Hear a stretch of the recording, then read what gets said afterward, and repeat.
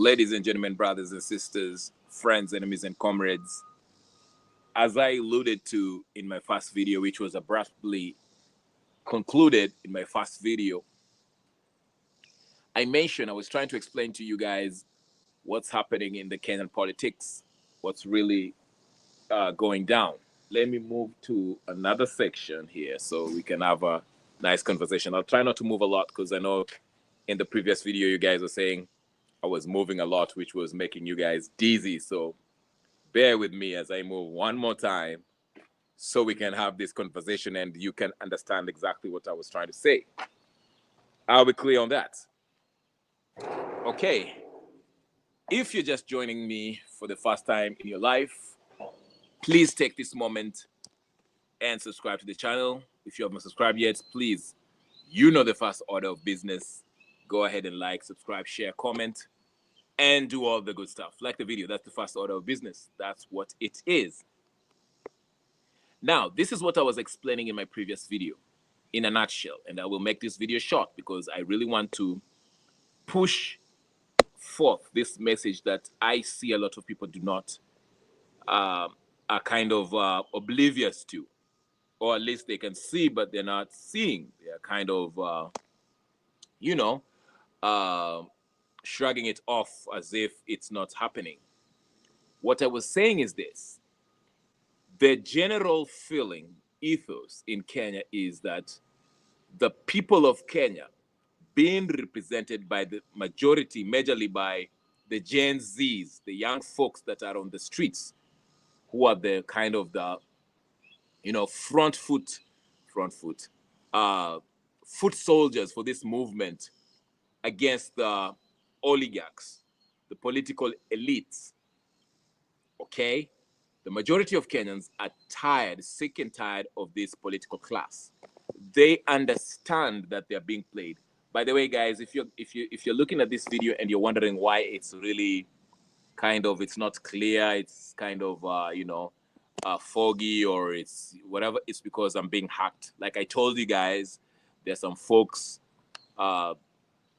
who are working for the government, and also some of them working for the so-called political opposition. Like I told you, these two are the same, two sides of the same coin, are heavily invested in this channel, and they are really trying to, any video, any live stream that I come to, they come in, they've already hacked into my system. They slow my internet when I'm on this platform. That's why you see it's really muggy, it's not clear. That's what they do. Obviously, they're running an alternative channel that they say a bunch of nothings, basically trying to propose and propagate this whole tribal narrative. Majority of them try to act like they're anti-Ruto, and they're pushing this tribal narrative, pro-Gachagua, pro-Martha Karua nonsense.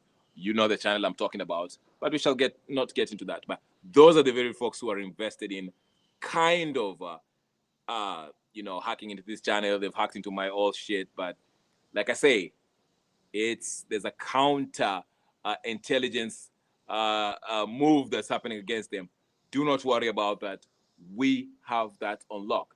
As a matter of fact, I have some good news today, but I will not reveal it here because we want to catch them unawares. But anyway, let's get back to the news. Let's get back to what I was about to talk about. Let's not worry about them. I don't want to make them the topic of this video, because things are unraveling. This is the year of the elites being exposed.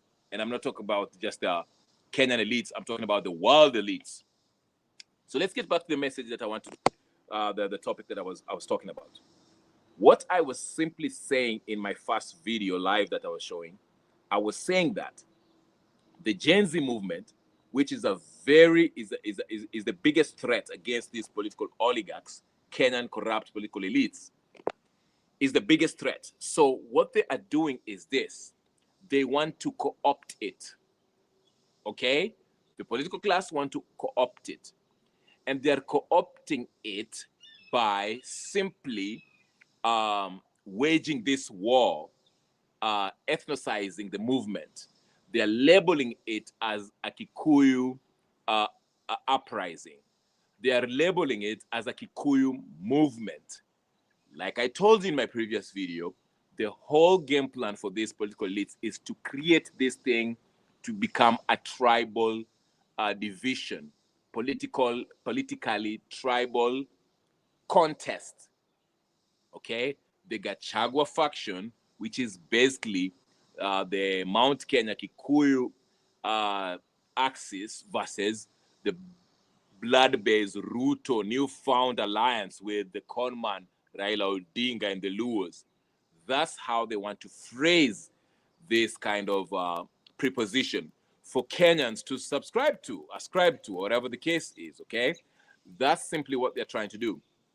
That's why you see Mbadi, that pinhead, went out there and say that the Gen Z movement on the 25th were none other than Kikuyus. It was not a Gen Z movement. That's what he was trying to say. And I told you, highlighted this because if you remember that same day, Raila Odinga came out and said the same thing, said, hey, listen, these are not Gen Zs. Whatever. Now, how does this, who is he to make the decision if these are Gen Zs or not? Now, in my previous video, I was trying to forewarn my brothers and sisters from Mount Kenya, telling them this. For years, the Luo's youth have been sacrificed, okay, used in this mandamano or scapegoated when they, of course, let's not even mince any words here. They have historically been on the opposition side with all the so-called victories by Raila Odinga, okay? So every time they went to the streets, it was always labeled as a Luo movement led by Raila Odinga, okay? Which was never the case because the opposition comprised of more than just one tribe. It was Luos, Luhyas, Kambas, and all the stuff, okay? But every time the mandamano happened, you know, the government of the day, whether it was Uhuru Kenyatta or Kibaki, would label the movement as wale watu wa kung'oa reli. You know who he was talking about. That's a famous quote by Ruto, labeling the Luos as being the troublemakers. Of course, given the fact that Luos reside mostly in Kibera and all these hotspots, Kisumu, Nyanza province, those were the hotbeds of opposition then, and they were labeled as, you know, the opposition. So fast forward 2025, now it's understandably, you know, since the people of Central Province, majority of them being Kikuyu, who are really passionate because they feel a sense of betrayal by this president, Ruto, okay? So they're passionately leading the forefront, joining this Gen Z movement, participating in this protest, to, you know, to remove, to oust, to take out Ruto, okay? They share that same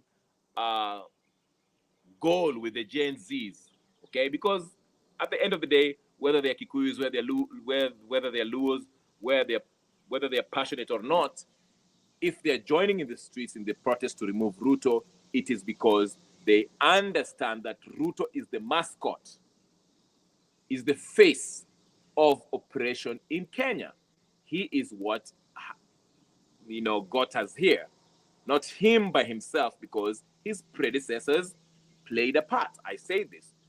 This struggle is not just a struggle of removing Ruto. This is a struggle for a true independence, economic independence, human rights independence. It started way before Ruto, way before Uhuru Kenyatta, way before Kibaki. It started with Jomo in 1963 when we were given the fake independence. Okay? The British left Kenya, okay? But they still maintain control of Kenya's resources. And how did they do that? They appointed, handpicked their the African chaperones, faces that look like us, the Jomos, and the rest of them, and his cabinet, whatever the case is, to oversee and make sure that their interest was never tampered with. That's why you have some lands up to this day in Kenya that have a 100-year lease active to this day. that have been leased by the British government. British Crown still owns it in Kenya. That's why you have factories, mineral mining companies, okay? Foreign mining companies that have 100 years lease in Kenya that never get mentioned. Go to Coast Province. Look at those people who are mining those precious stones. Nobody ever mentions that. Okay? You hear the locals in Laikipia talking about helicopters and aircrafts, landing in Savo or whatever the case, these places that are sealed off, cordoned off. And the locals are being told that they cannot access those parts of Minio, those parts of the land, because it's private land.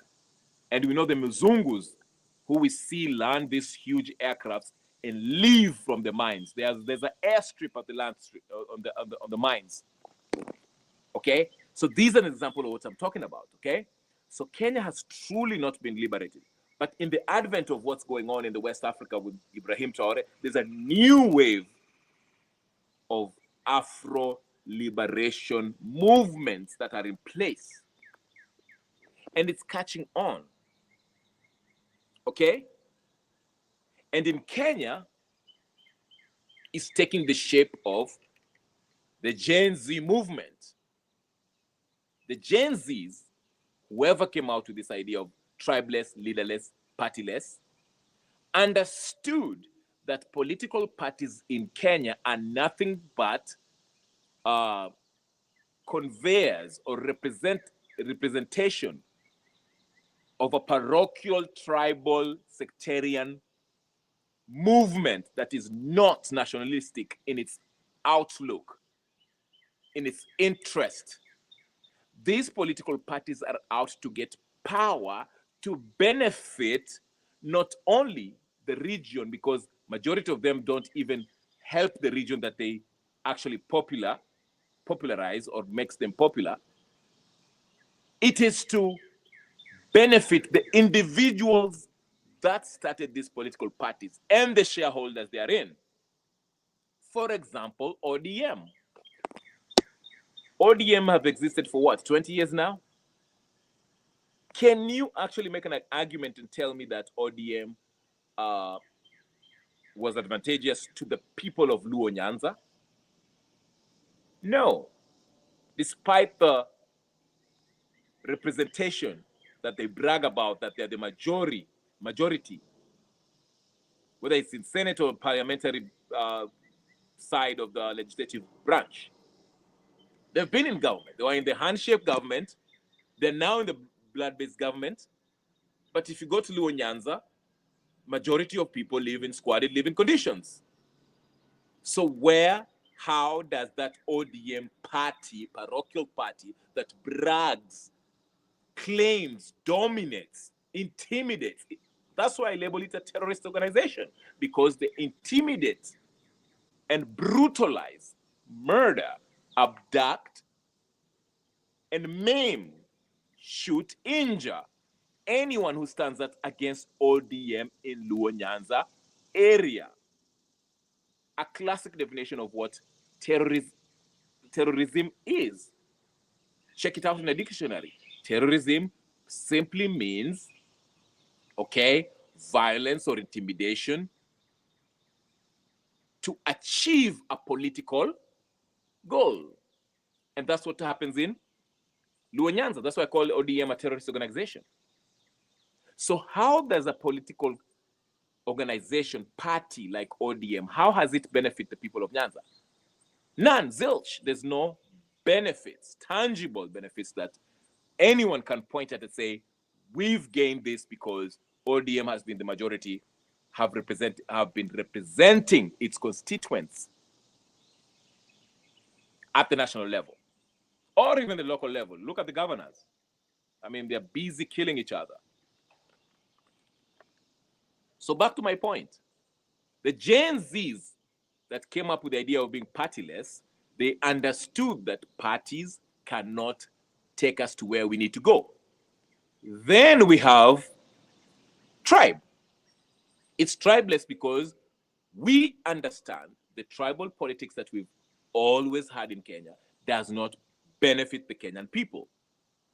If the president comes from, for example, Central Province, like Uhuru Kenyatta, his dad, Jomo Kenyatta, Kibaki, if you add up the years that they've been there, we still have majority of people from Central Province, Kikuyus, who still live in squalid living conditions, regardless of whether these presidents came from that Central Province. Understand what I'm saying? But of course, they want to paint it as if Gachagua becomes president, when Uhuru was president, they want to make it as if they become president, the people of Central will benefit.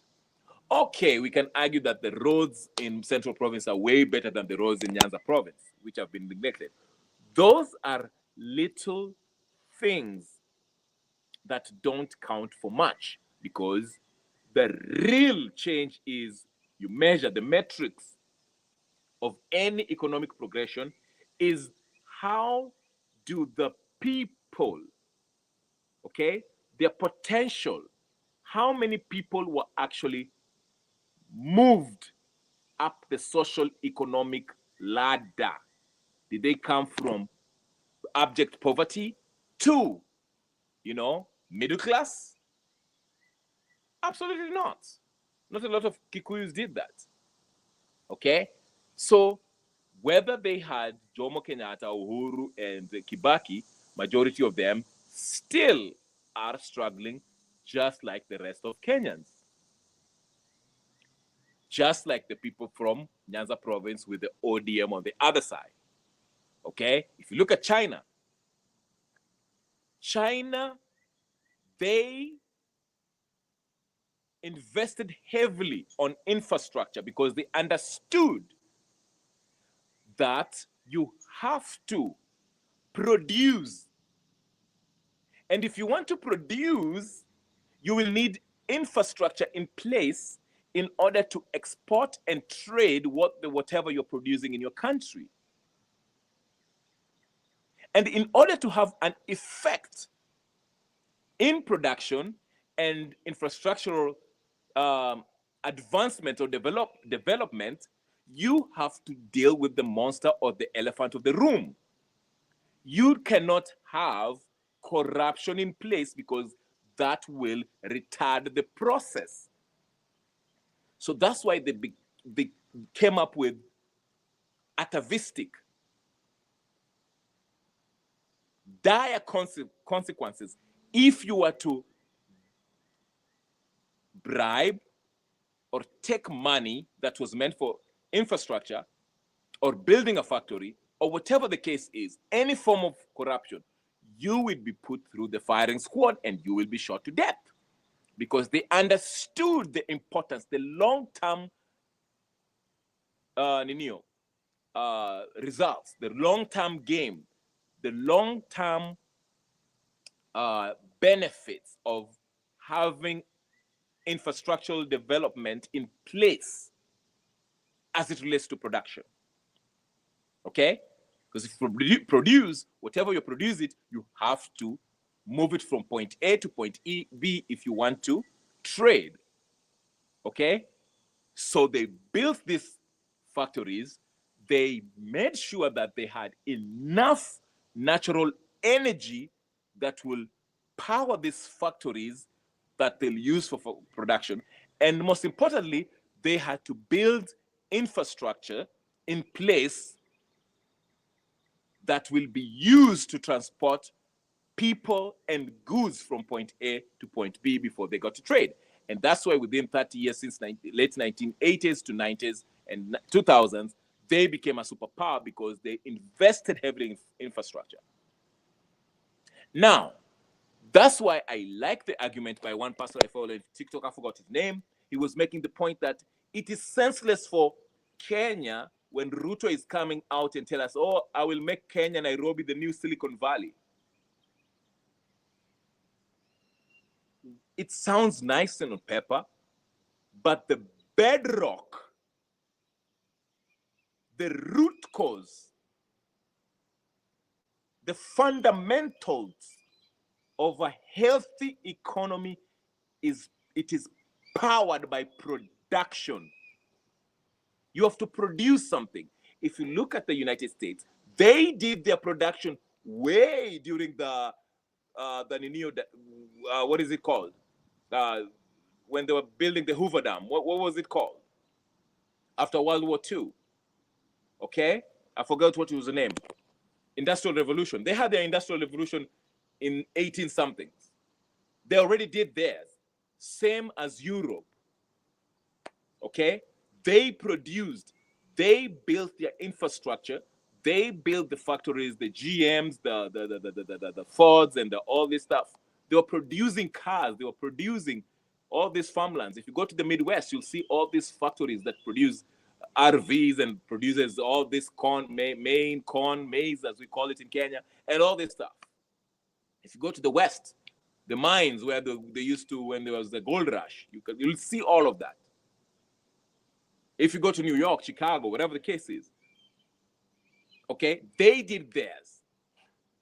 They're at a point where they're now dealing with what I call the soft economy.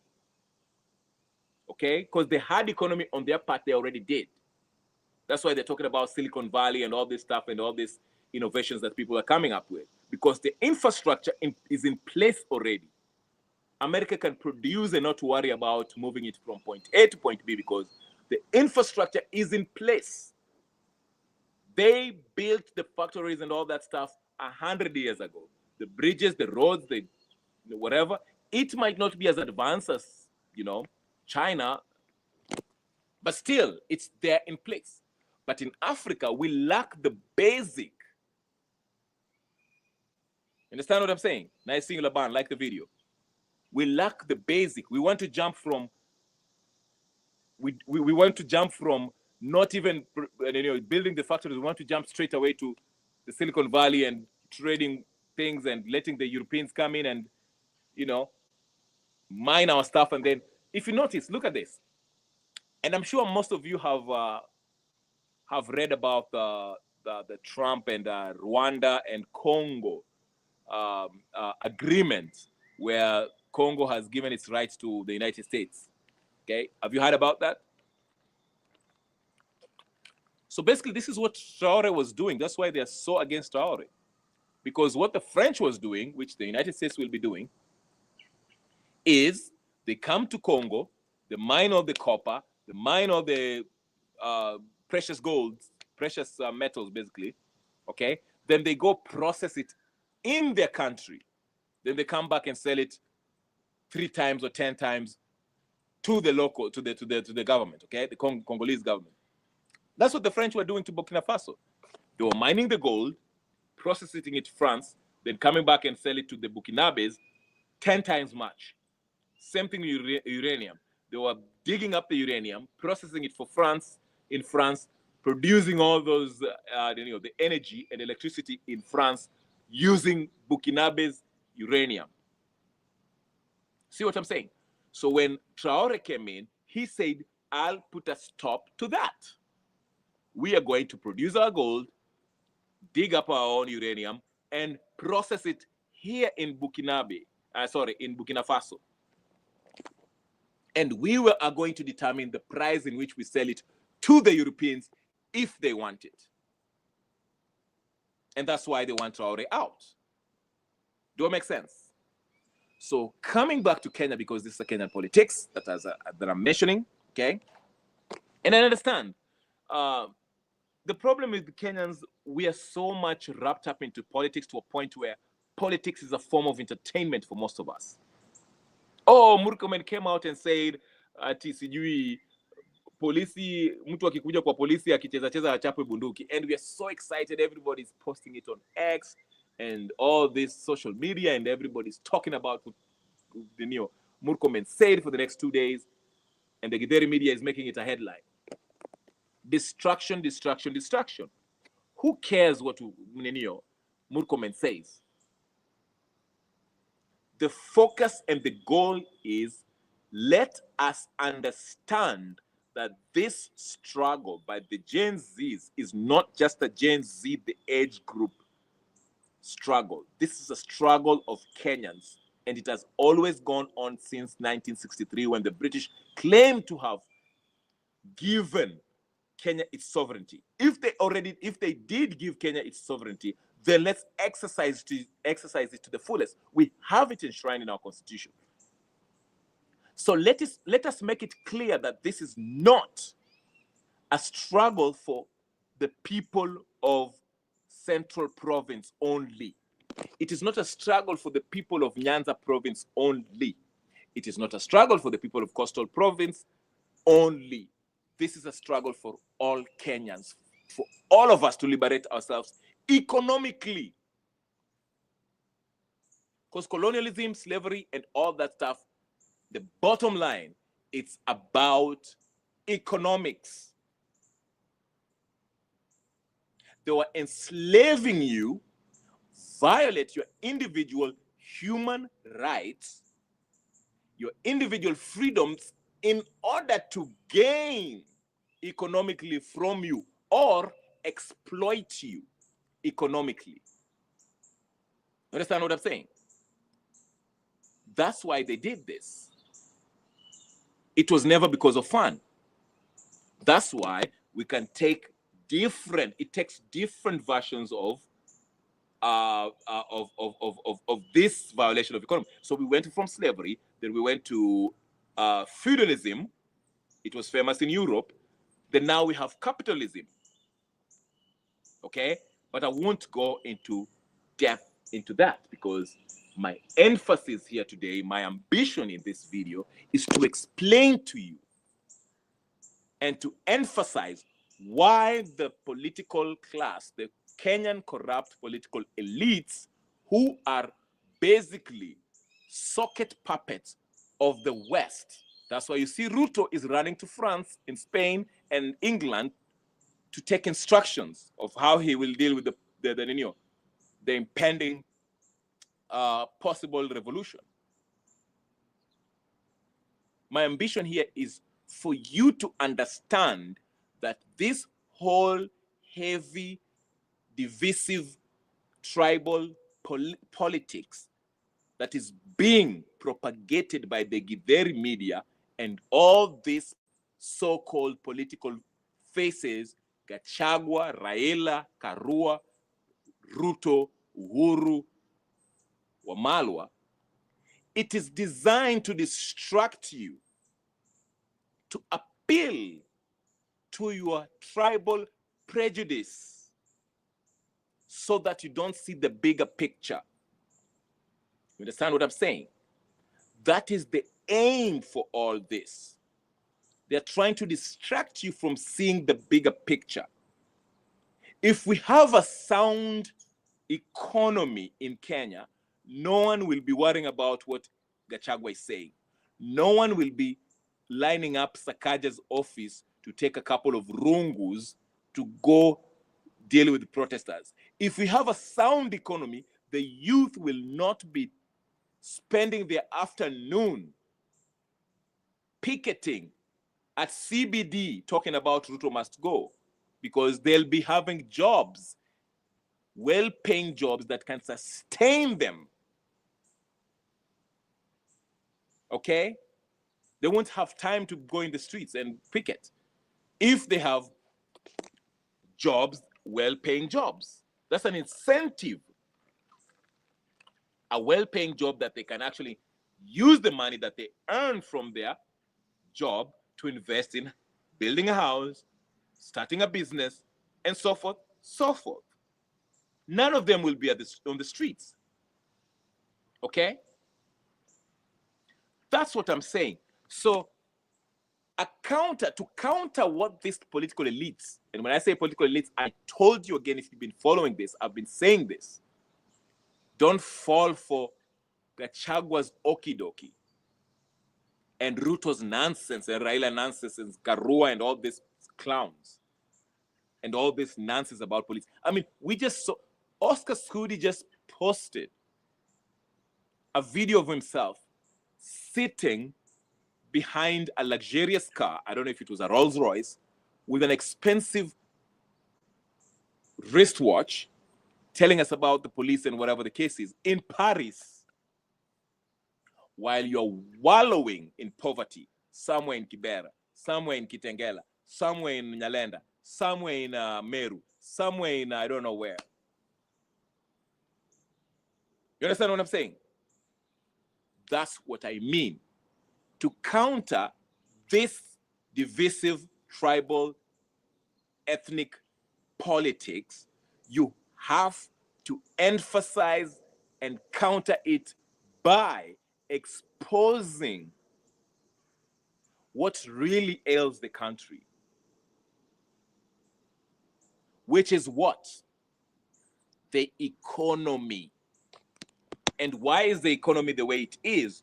It is because of these very individuals. Because if you look at each and every politician that's claiming to be running for president in 2027 or has something to say about the Gen Z, they, at one point or the other, they've been involved in a corrupt deal that played a part into plunging this economy to the ground. From Martha Karua, Raila Odinga, Uhuru Kenyatta, Ruto, who else? Wamalwa, Kalonzo, okay? Matiangi, and the shameless of all is Matiangi, who had the audacity to have a press conference talking about police brutality. You understand what I'm saying? So these are what I'm trying to say. That's how you counter this tribal nonsense that the political class are trying to push for. This barrage of political divisive politics. What unites us is the fact that we do understand that this same political class are the ones who have put us here. So we are going to counter their tribal nonsense and their political drama, which is designed to distract the masses, by pointing out, okay, their perfidious behavior, their criminal behavior, the crimes that they've been involved in, economic crimes, and much more.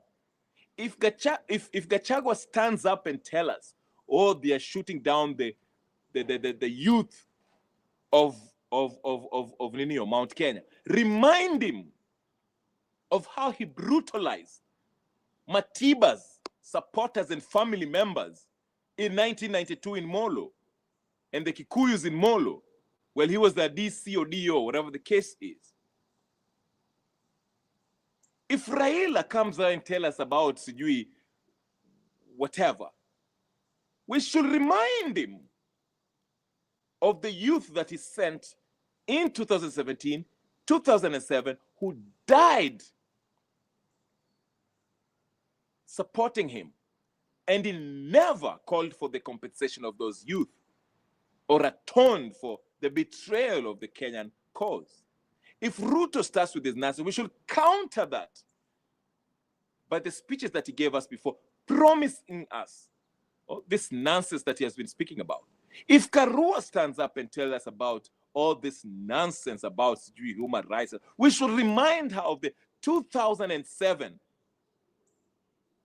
her standing, defending a criminal offense by Kibaki, which led to more than 3,000 Kenyans getting killed.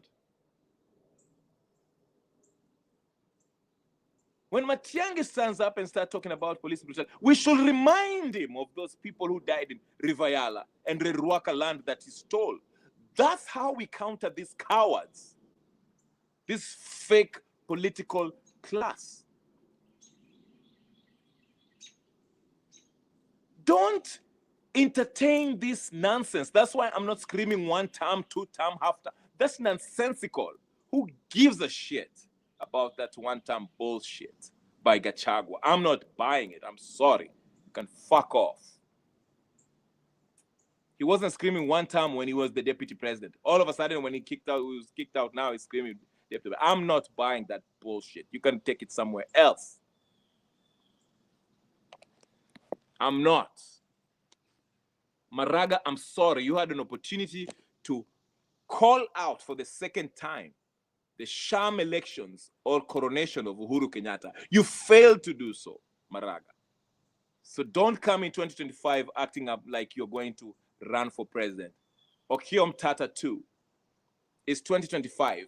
You had the audacity to go to national television and say that marching to State House was akin to committing suicide. Shame on you. No shit. Like they didn't know that they were risking their lives walking to State House. Fuck off, Okiom Tata.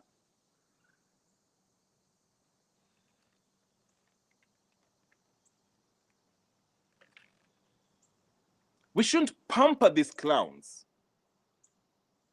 Boniface Mwangi should not be entertained in any form or platform. He came out a day before Mandamano, 2 days before that, and said, oh, we are going to march in parliament. The agreement, the general mood was we are going to State House, not parliament. He was the very guy who was telling people, do not go to State House. When people were going in June 25th, 2024, what people were going to the New State House. Then he goes to Fix the Nation. Again, this NIS outlet that entertained these fools and clowns. Again, with the propaganda machine. No wonder he could not go to the ground, because he understood that something would have happened to him, because people know that he's a clown. NIS agent Boniface Mwangi, with his fake stories about Suluhu. George Soros paid clown. That is what I'm talking about. Hanifa knew better not to show up this time on 25th, because you were waiting for her to show up and dare start this main character syndrome that she has. Angejaribu angeona. And yes, some of us are connected like that. Don't think that you have this gadget that I'm using so you think you have all the knowledge, buddy. This is a trap. NIS, get it clear. The same way you're following this, the same way you're being surveilled.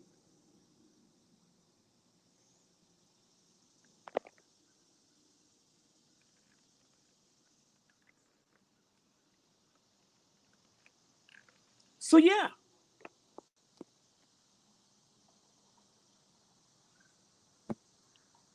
The point I'm making is this. The Gen Zs should counter the nonsense by these political elites, these corrupt political elites, by exposing the hypocrisy, shutting down their nonsense. These fake oppositions, start by them, because Ruto is already done. He's a done steak. Well done. He's done as a dodo. He's on his way out. He knows that. That's why it is in his best interest to actually orchestrate some kind of chaos in 2027 or before then, so we don't have an election. So the next move is to actually expose this fake opposition, because they are more dangerous than Ruto at this point.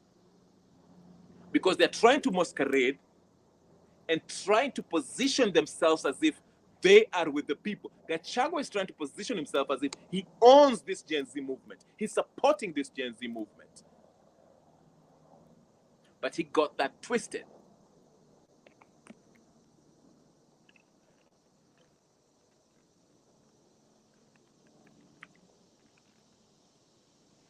You understand what I'm saying? I'm trying to have a conversation with you. I'm trying to show you how this politics works. Forget about the distraction. These people will come with all kinds of... Murkomen, listen. Murkomen is on a roll. He'll come... Tomorrow he'll come up with the most outlandish speech he can always make. He can actually make. then Raila will take that opportunity. You saw Raila Odinga come out and say, oh, Murkomen cannot say that, blah, blah, blah, blah, blah, blah. And that night he's drinking wine with Murkomen and Ruto.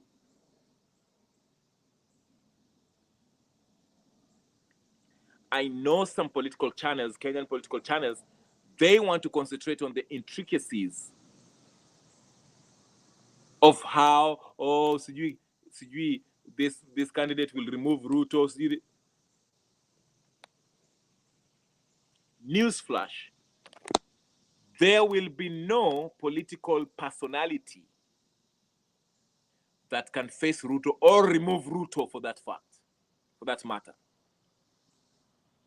Ruto and the whole political class, opposition and everybody else, CSS, opposition, all branches of government, the legislative, executive, and judiciary, has to be handpicked by the sovereign people of Kenya, not through the ballot.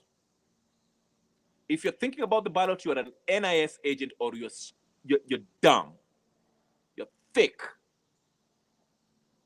and you have no help, and you have no hope. You should simply await death.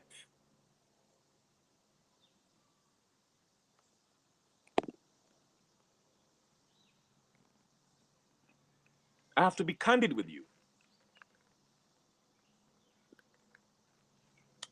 Mnasikia? Because this is not a time to give you baby food.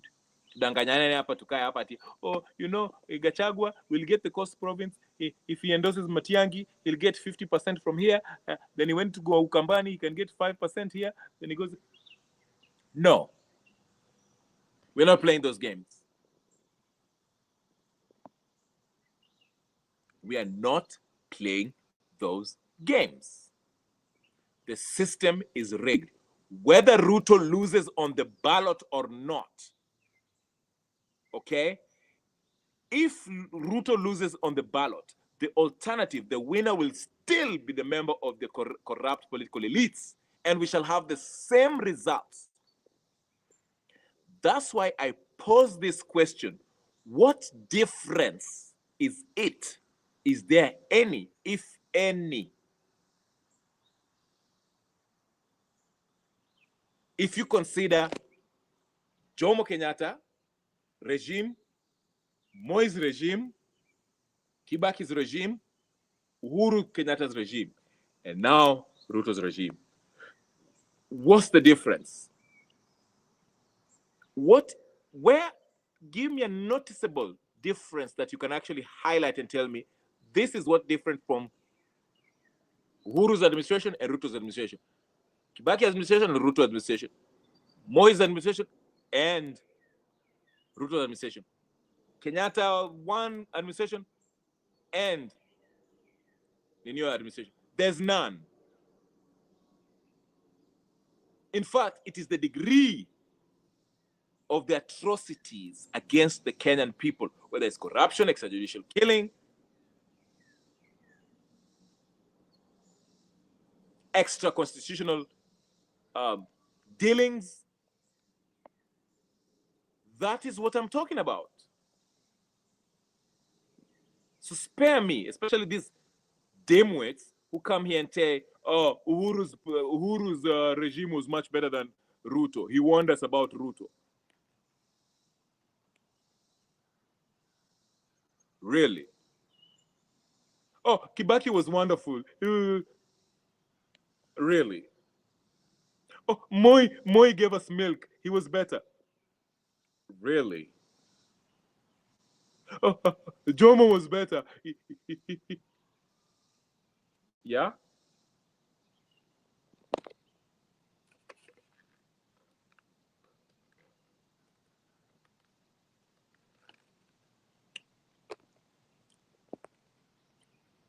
I told you, Ruto is the face, is the mascot for this political elites. He's scared shitless. That's why he wants to come up with a law to regulate protests. You saw that, right? I saw a video of Ichungwa riding on a G-Wagon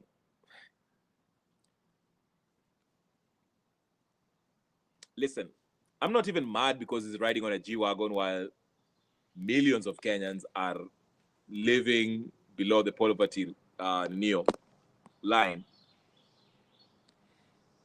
It's the level of disrespect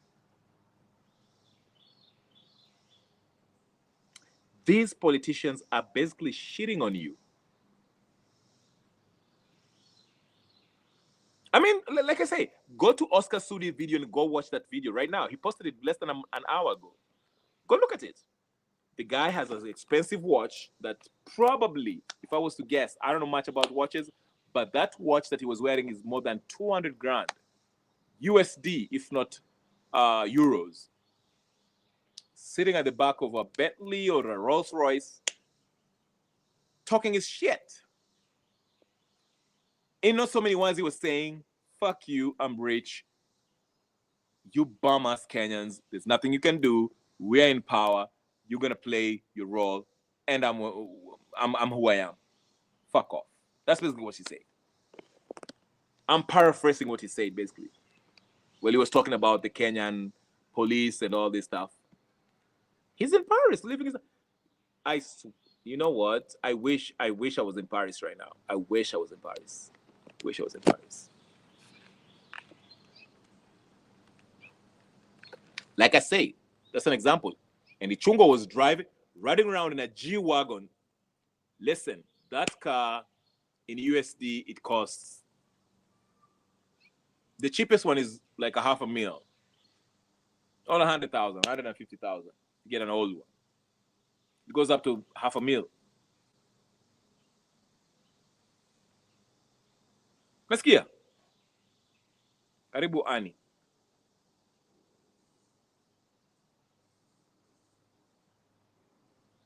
But nyinyi, listen to me.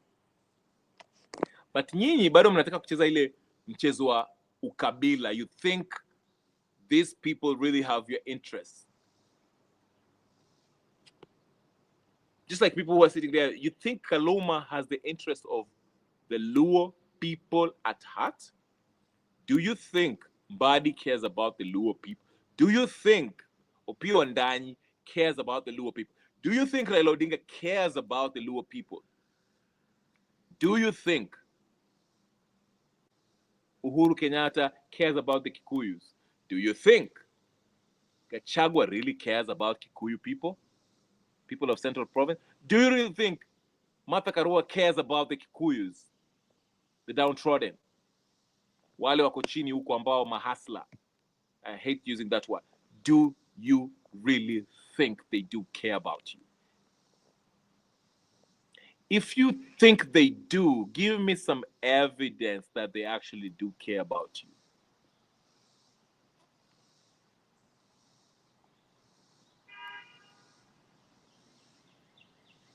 I'll wait.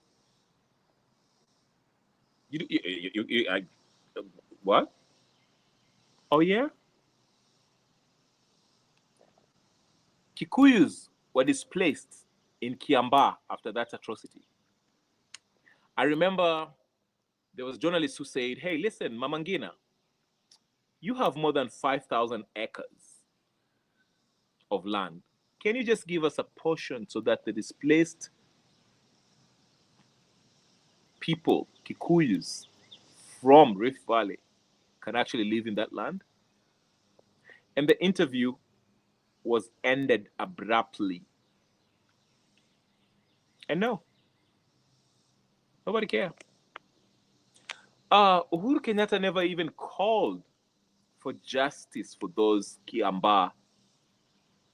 Listen, some things that, and I'm not even a Kikuyu, I'm telling you this because I want you to get the fucking picture of how heartless and the kind of exploitation that takes place. How these politicians, these demonic, devil-worshipping, occultic members of the political class exploit the common mwananchi, using tribe as the fuel to divide and conquer, while you sit there thinking that voices, dissenting voices like us, like me and you, are the problem. So they send their minions to hack into channels like this. I just want to speak to you today because you don't see the big picture. Unaelewa? I'm not even mad at you. Listen to me. Some of these hackers, I have their address. I've figured out their moms, their dad, where they live. But I'm not even mad at them because listen, these are people who do not know better. I mean, some of them do, but they don't get it. To them, it's about loyalty to their tribe.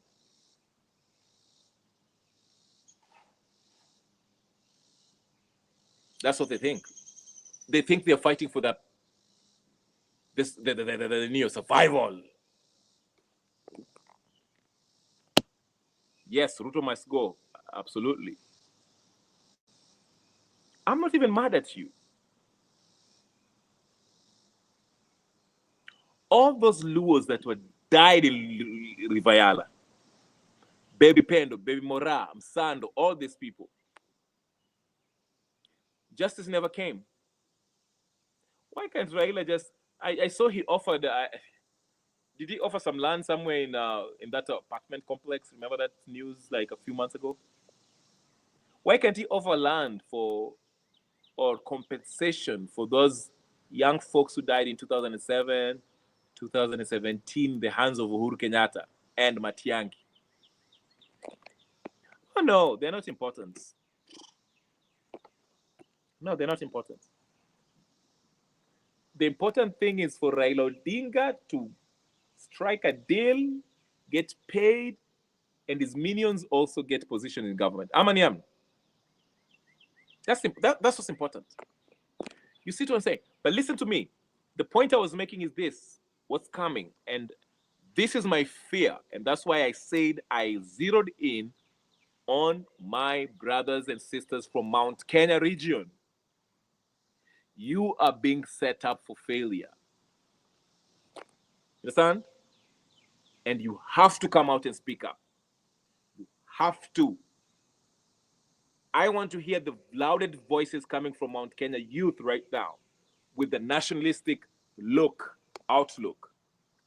You have to counter this because there's a dangerous game that is being played against you. You are being targeted. There's a hate targeted at you. You've been sold by your so-called leaders and the opposition too. They're pointing at, because you're the one who is going to, when do you unaenda kuface, nyinyi ndio mnaenda kuface this hate that is being brewed right now. Wanajaribu kusema ati nyinyi ndio mnaleta shida. Oh, this is a Kikuyu uprising. This is a Kikuyu. It is not an Kikuyu uprising. Listen, even if those majority of those protesters in June 25th were Kikuyus, that's okay because they still have the right to protest. And they were protesting what majority of Kenyans want and deserve and need. So even if they were Kikuyus, it's okay. But guess what? They're going to use that against you. Ndio maana nawaambia hivi, mnanisikia my brothers from Central Province, listen to me, because this is going to be the message. They're going to use, listen to me very carefully, and I have to stand up for this. This is how they're going to use it. Wataanza kusema ati nyinyi wa Kikuyu mumezoea sana kukuninio kula happy sana. I mean, you've enjoyed the whatever of Kenya. Eh? You've had 3 presidents. Okay? Mmekuwa na Jomo, mmekuwa na Uhuru, na mmekuwa na Kibaki. And you're the ones who have big businesses. Unasikia? How can Kikuyus be segregated? Annie, were you there in 2007? Annie, wacha nikuulize. How do you think those people in Kiambaa, why were they targeted? How did they happen? I'm not mad at you. I'm just helping you out. I just want to see. I want to help you out and see how quickly these things can go wrong. How majority of people can really turn against a community and become deadly. I'm not mad at you. I'm just having a conversation with you. I'm trying to make you see how it is. Do you remember how 2018? This is what happened.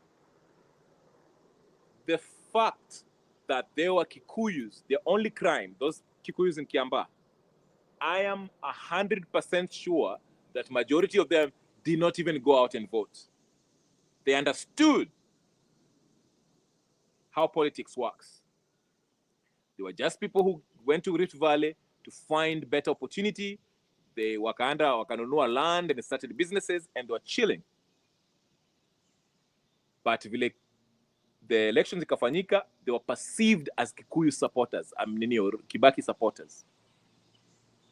Listen, what touched me about that case is when I heard, I'll give you a little bit, there was a child. Listen to me. This is how sad it is. I don't care. It has nothing to do with Kikuyu, Luos, Luya.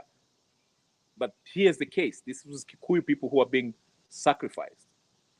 Well, they ran into somewhere where they believed they could find safety, the house of God, so to speak, which is the church, to find safety. Walianza kuchoma. And there was a child. Listen to me. There was a child. Not one, not two, not three. Several of them. Because the heat was so hot, they were trying to run outside the house, the church. And these people grabbed the child and tossed the child back to the fire to burn to death. What was their crime? What was that child's crime? That child was not old enough to vote for Kibaki or whoever. They did not choose to even become Kikuyu. They were just Kikuyu because God made them a Kikuyu.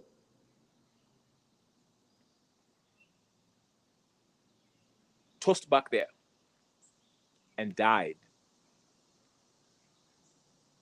How fast do we forget? How quick do we forget? Ndio maana nasema, let's be vigilant. Let's counter this nonsense before it gets out of hand. Unasikia? Let's not let Mbadi and Gachagua try to create this narrative that this Gen Z movement was a Kikuyu, ati Kikuyu ndio anachoma police station, whatever the case is. You understand what I'm saying? Let's not let it go that way. We do not need a permission to protest. We shall protest. The people of Central Province have all the right to protest without any molestation from the police, without being shot by the police or whatever the case is, just like any other Kenyan in any part of Kenya. Mnaelewa? So this kind of rhetoric ambayo unaanza kusema ati hawa Kikuyu wanapiga makelele kwa sababu they are out of government, that's not it. Those young folks were on the streets because the system is not working. Ruto, you happen to be a Kalenjin. You are at the helm. Do the right thing. You failed and you don't care. And if anything, you are actually insulting Kenyans as a whole.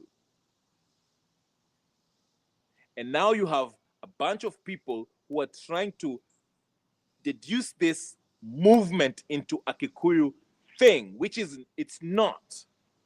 And that's what I'm saying. Even if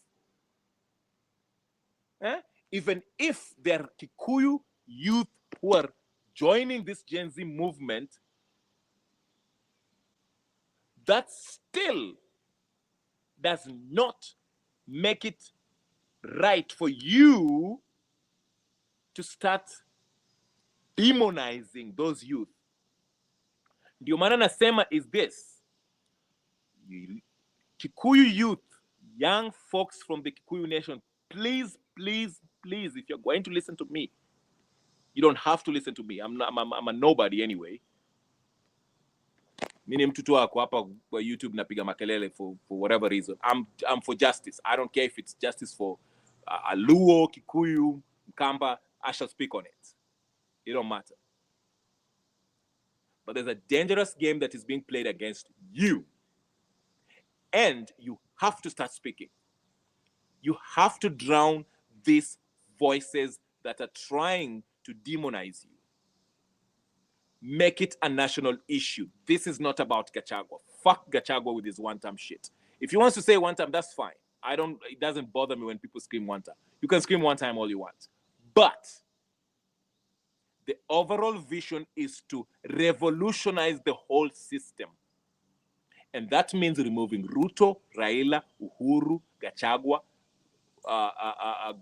Maraga, Okiomtata, Matakarua, all these clowns that have been in this system and have contributed greatly into getting us where we are right now. But like I said, do not let these people have the narrative and demonize you, because they are going to use this in 2027 or 2026, wherever you are going to hold this election, to actually massacre you.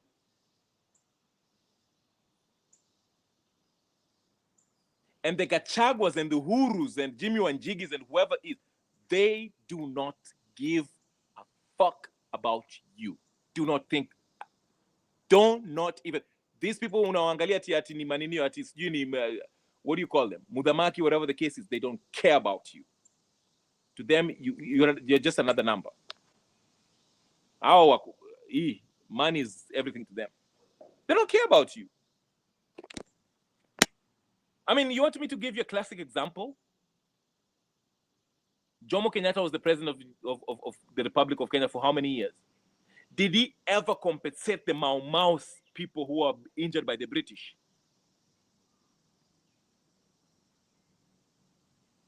Jomo is a Kikuyu. Same thing, I'm saying this because niliwambia hivi. The political class in Kenya wako WhatsApp group moja. These are the same Freemason, devil-worshipping occultists who will sacrifice you, wanataka damu yako, so that they can go higher in rank. It's in the Old Testament. Go read about Baal and how these people used to worship the devil and offer their kids, sacrifice their kids so that they can be great.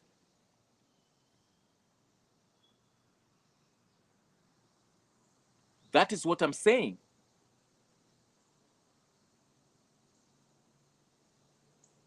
I mean, why do you think these Luos that have been killed, just to go back to the Luo part of it, all these Luos that have been killed in the name to give Raila Odinga, to get Raila Odinga where he is right now? Jamba, Simba, sijui nini, tractor, hammer, nyundo, all this clownish shit. It's to a point where if you're a president, you have to negotiate with them. You have to negotiate with them. Why? Because the blood sacrifice of millions of the kids, thousands of Luo youth that died in the hands of, because of Raila Odinga. Never even called for justice for those kids. Doesn't even care. Dede Kimathi, absolutely. Go listen to, I like the old man from Mau Mau that I saw his clip on X, on Ninio. He said at 90 years old, he said, listen, tunaongozwa na wabeberu, wazungu ambao they have black faces, and they might force us to go back to the bush, because he understands that they are fake people. I've been saying this. Our kina Gachagua is a fake person who is going to lead a bunch of youth, Kikuyu youth, into Kichinjio. The problem is people are buying to what he's saying because what he's saying is mixed with the truth. Because when he says Ruto is corrupt, Ruto is involved in dealing with Sudanese, it's true. If he says Ruto is targeting Kikuyus, is kicking out of the government, it seems true because Ruto is doing that. So he seems credible. The greatest, even if you look at the Bible, I'm not saying Gachagua is the devil. I'm just saying that he's not a genuine person. He's part of this criminal elite.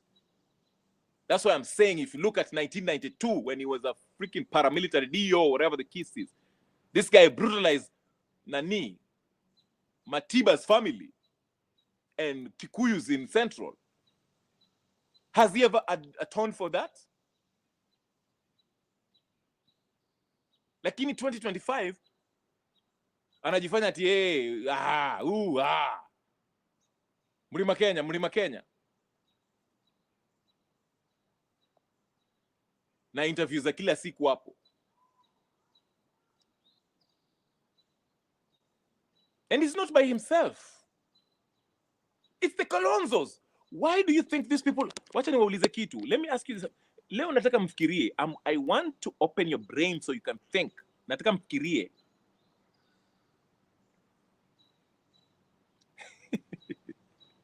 Atipaka. Si Maria moe. But I want you guys to think about this. Why do you think we have the same faces? Even Wetangula. I didn't know Wetangula was Nani's lawyer in 1982. The guy was that was hanged in the 1982 coup d'etat, failed coup. Is it Onyonka? Not Onyonka. What's the guy's name?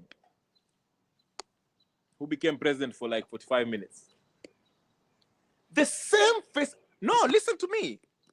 Mimi niliwaambia kwa hii video ya kwanza, niliwaambia hivi. Nataka mnisikie tena. Why do you think it's the same faces since 1980s until 2025? The most prominent politicians playing the same role. They're just flipping and flopping. This year they're in government, the next year they're not in government. They get in government 2 years, they get in the government. Why do you think it's the same faces? Ezekiel Ochuka, thank you. I didn't know Wetangula was Ochuka's ninio. Munanielewa? Sijui kama mnashika. You know some things mpaka upige hesabu ndio utaelewa, utakwambia Wakenya tuko peke yetu. Ndio maana nawaambia the people who hack me, mimi hata nawaonea huruma. Now I feel yawa. I remember even the Bible say, I'm not comparing myself to Jesus. Jesus, there was a time when he saw the flock and he was moved to tears, almost to tears. Because they were so... When I'm testing now, what comes of they don't know what is... Yani, they don't know how much danger they're in. Kwa sababu hawana habari. People are fighting you because wanataka ati channel yao iende mbele. Na wazidi kupropagate ujinga ya serikali. My friend, do you know how many people are in the street are trying to liberate themselves so they can... Listen. Wengi ya watu ambao hata wameenda majuu. Hata watu wameenda Amerika, watu wameenda Germany, wameenda sijui wapi, Dubai, sijui wapi. There's nothing like sitting in your Simba. Whether it's in Ishaweri, Kirinyaga, Godalela, Shanzu. Kukaa huko nyumbani Kenya, umekaa nyumbani unaangalia sana.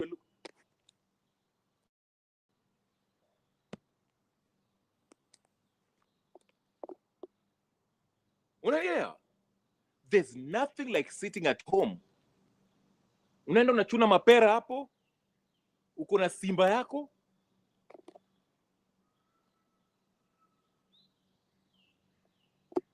That is the whole point. That's why we speak about this, because we believe in it. Nyinyi mnafikiri ni entertainment. Not you people on the chat, but some of... First of all, watu walienda majuu because of this failed government. Ay. Sijui ni ubiri namna gani bwana.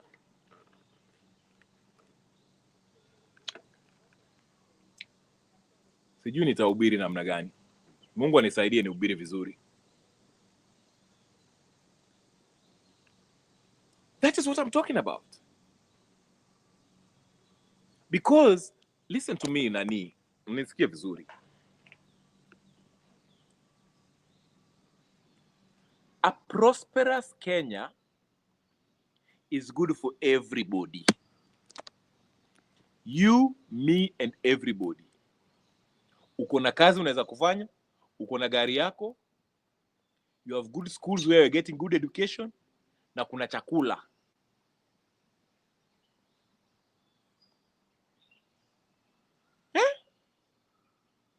Lakini nyinyi hamwezi kuona the big picture.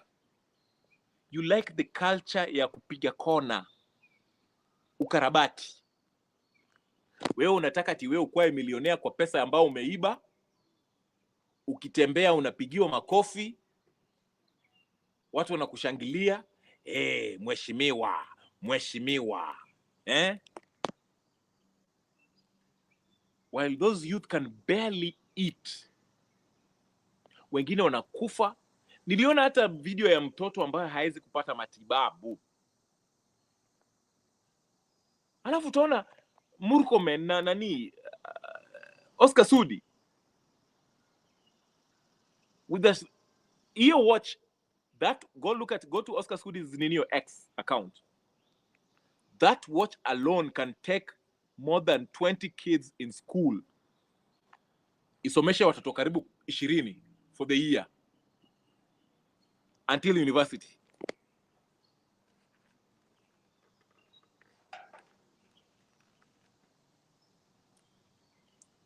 But when you call out these things so we can have a real true revolution, wewe unatuangalia ni kama sisi ndio ma enemy.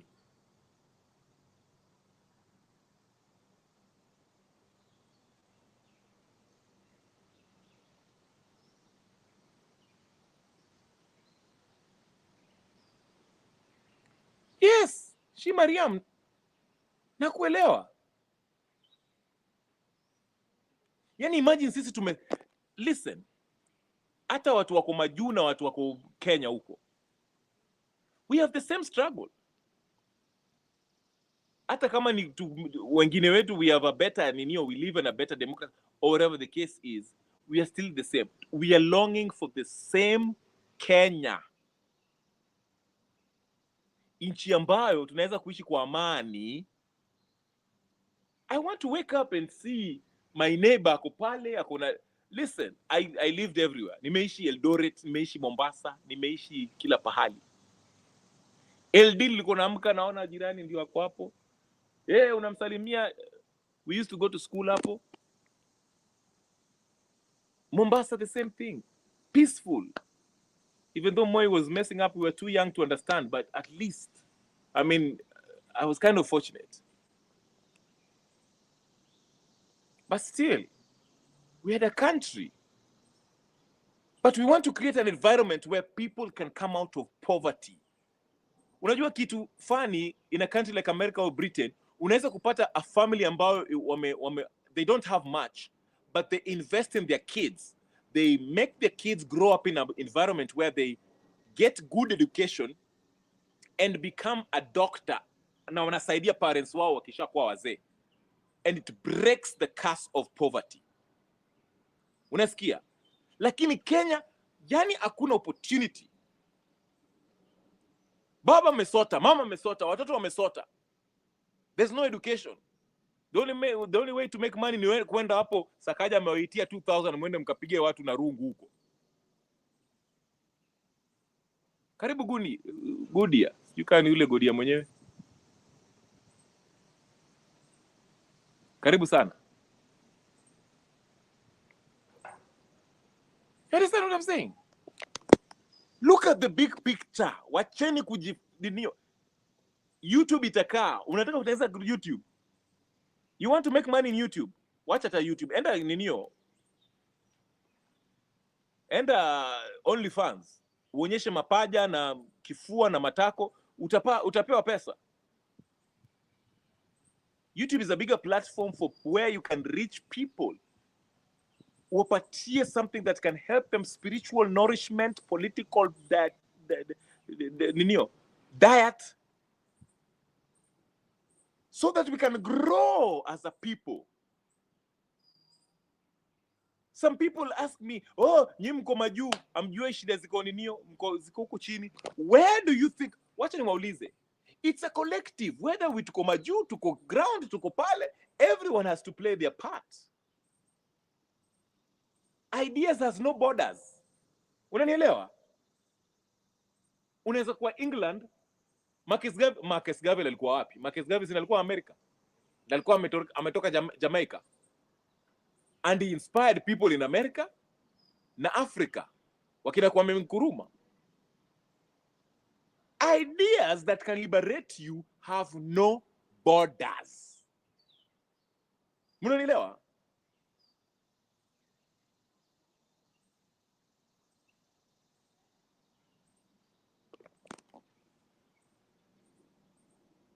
Go for a higher calling, not for a higher pay. Pesa iko. Pesa is nothing. Hii ni kitu inakuja naenda. Eh? There are people who are printing money. It is not about the money. It is not about the fame. Mimi hata nikikuwa famous saizi nikuwe kama Raila. What will it benefit you? What will it benefit you nikiongea na wewe nikikuwa famous? Mtakuwa mnanisikia for what? Entertainment. Warren Buffett said, people who like to be entertained are poor. Rich people look for knowledge, not to be entertained. Poor people buy big screens. Rich people have a bigger library. Do you get the concept? Which means a person who have a library is somebody who is seeking knowledge, is curious, he wants to know the truth. The truth is God. Unasikia? Mtu akona TV kubwa ni mtu anataka kuwa entertain. Netflix, sijui nini. You are so distracted, hujui ukweli ni nini. Ukiambia nge, unapiga nge. Ukiambia nga. That is the concept.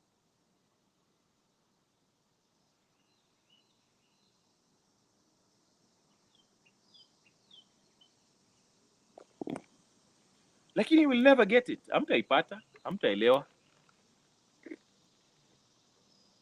Nyinyi mtaenda hapo mseme, sijui Martha is the most appropriate. She's been fighting for women.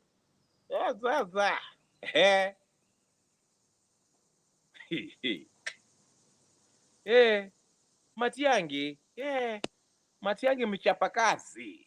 It's a no-nonsense, mchapakazi. He will take us to Zion. Choose someone. Blood clot, matako. Kalonzo. Raila Tiringenyi. He has been denied victory.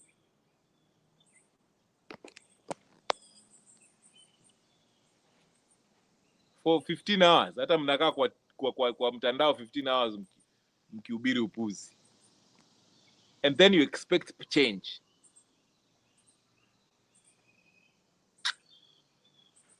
God forgive you.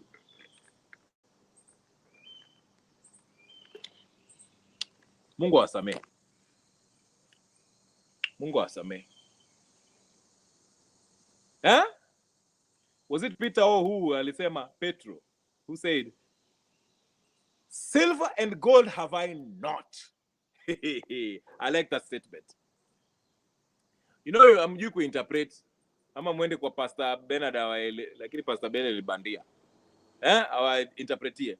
Silver and gold have I not. Mimi sina pesa in today's world. Lakini ukweli about Jesus Christ. And by the way, all these people who've been saying the spirit of our ancestors, the spirit of our ancestors, the spirit of our ancestors, wacheni hiyo ujinga. Mwache hiyo ujinga ya spirit of our ancestors. Hakuna kitu kama spirit of ancestors. Kuna Mungu na kuna shetani. Chaguo ni lako. Christianity did not start with the Europeans, by the way. They did not bring Christianity to Africa. Unajua mpaka msome historia vizuri, by the way. Christianity did not come with hiyo meli ya nanio ya kina Ludwig Crafts. Mnanisikia? So msinianzie ati mambo ya sijui the spirit of ancestors. Hakuna kitu kama spirit of ancestors. Hakuna kitu kama hicho. Mungu ni Mungu. Mungu alisema atafikia binadamu hata kama anatumia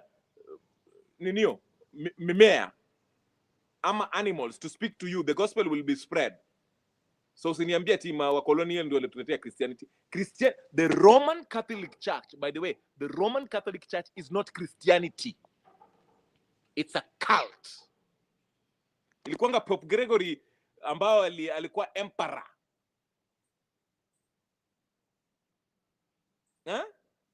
Akageuka akakuwa ninio. Was he the emperor who turned into a pope? Was it Pope Gregory? Akaleta Roman Catholic Church kwa sababu uliona Wakristo wameshika moto sana. Na waambianga hii kitu, Wakristo are the people who are going to liberate this world from oppression. I'm sorry for my sisters and brothers who are Muslims. By the way, Islam was started in the Roman Catholic Church.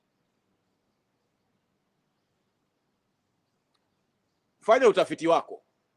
I'm sorry for my Islamic brothers. The Roman Catholic Church started Islam. Fanya utafiti. Mimi nimefanya utafiti. Lakini nisiende religion kwa sababu mtaanza kukasirika. Nakwambia, mnasema na Mungu.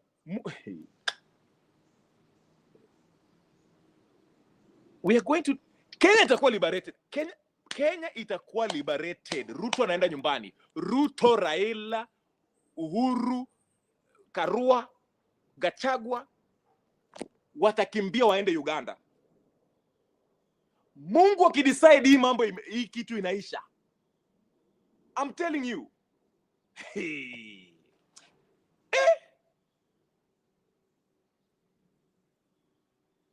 Mungu muumba mbingu na nchi. Amjui nyinyi. Wacheni mambo mingi. Wacheni mambo mingi. Go do your research. You know, the more research you do, unasema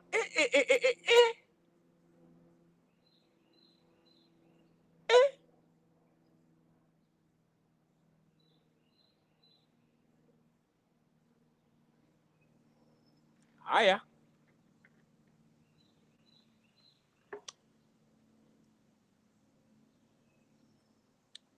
Ani before X9 anasema tupe date, definite date, we are tired. You know, the thing is, siwezi kupatia date because the definite date depends on you on the ground. Nyinyi ndio mtaamua. And I want to touch on this really quick. Kwa sababu nilikuwa nasikia wakina Okiya Mtata wanasema tutiende State House tutauliwa, sijui nini.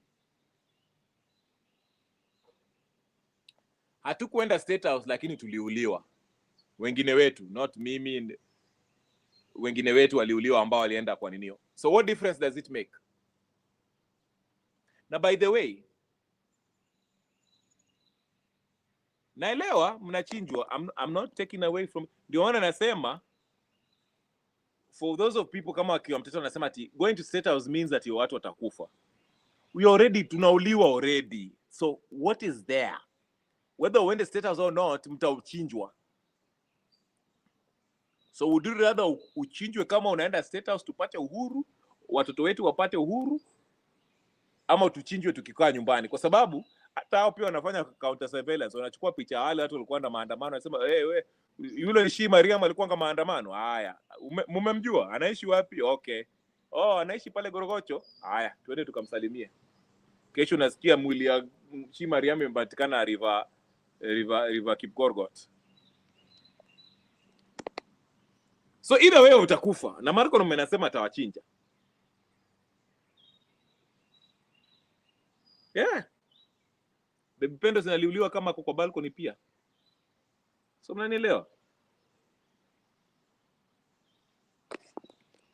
So kifo inakuja either way. Do you want to die in a struggle ama unataka kukaa kama umekaa kwa kiti? Naelewa? Ndio maana niko nataka kusema hivyo. And by the way, this new move, yeah, nobody's safe in Kenya, by the way. Kenya, nobody's safe. Na by the way, story imekuja hapo ya subsidies ya lunch ya wanajeshi. That is actually good news. Si Ruto ametoa subsidies ati wao majeshi ambao wako huko chini wajilipie lunch. Haya. Mtaona. Maandamano siku ile ataita majeshi. Mtaona majeshi ametoa tu shati amesema hata mimi niko maandamano. Hata mimi niko maandamano. Twendeni State House. Na mtu atawapiga bunduki, sisi tutawachapa bunduki. Ruto is very stupid. Wacha niwaambie kitu. Ruto is very stupid.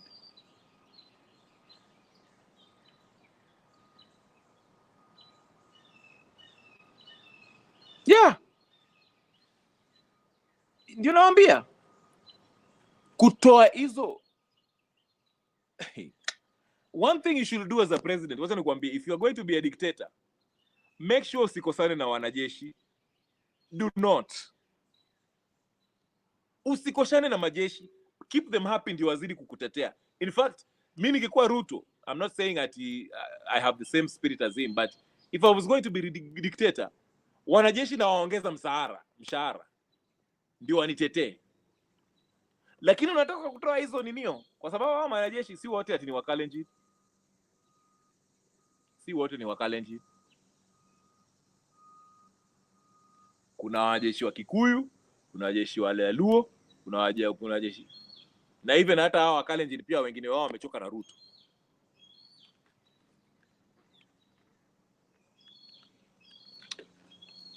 That is the biggest mistake. Hata kama umetoka Sigoi. Ile siku, wacha niwaambie kitu.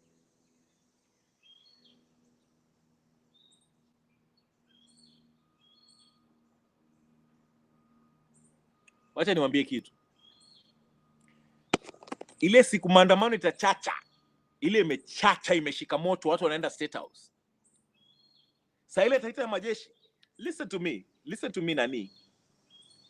In the history of all popular revolutions, whenever they call majeshi to come intervene in any popular revolution, majeshi always turns to support the people, not the regime. Hasa bala shaba babasa. Taanza kuwahubiria sasa hivi. Nitaanza kuwahubiria.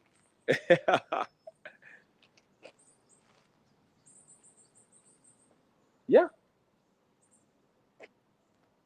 Ngojeni kidogo, ndio nawaambia. Every time, wacha niingie kwa kichaka, unajua mpaka nifanye push ups ndio nipige Ruto vizuri. Every time, unasikia every time. Amuelewi hiyo kizungu ya every time. Every time. Ngojeni kidogo, give me a minute.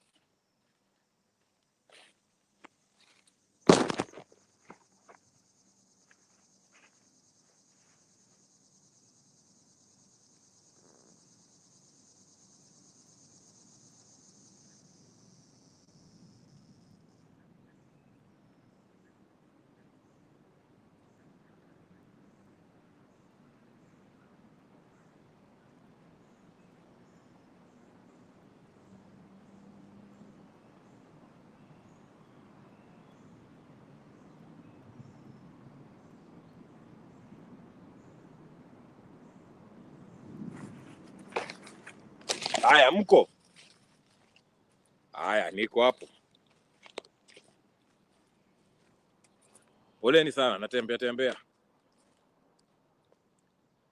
Sasa nasema the mistake Ruto anafanya, hiyo subsidy ametoa kutoka kwa majeshi, it's another reason for the junior, because remember the junior officers are the ones who, Traore was not a high-ranking military guy, but he was influential within the junior ranks with the people, okay?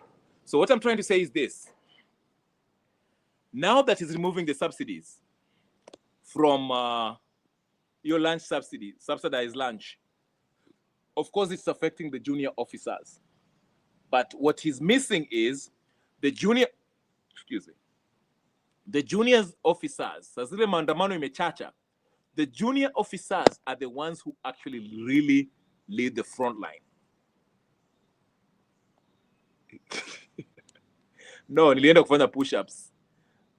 So the junior officers, when the maandamano ikishika, hao ndio watakuwa front line. Now the junior officers will always stand with the people, and they might defy the top, the generals, wakina Kariri, okay? That's why I'm saying that was very stupid of Ruto. And not only that, I think, was it Nyakundi who, not Nyakundi, Nyakundi or who's that guy who's in France, anaitwaje? Who wrote extensively about the whole thing that's happening with the military, about izo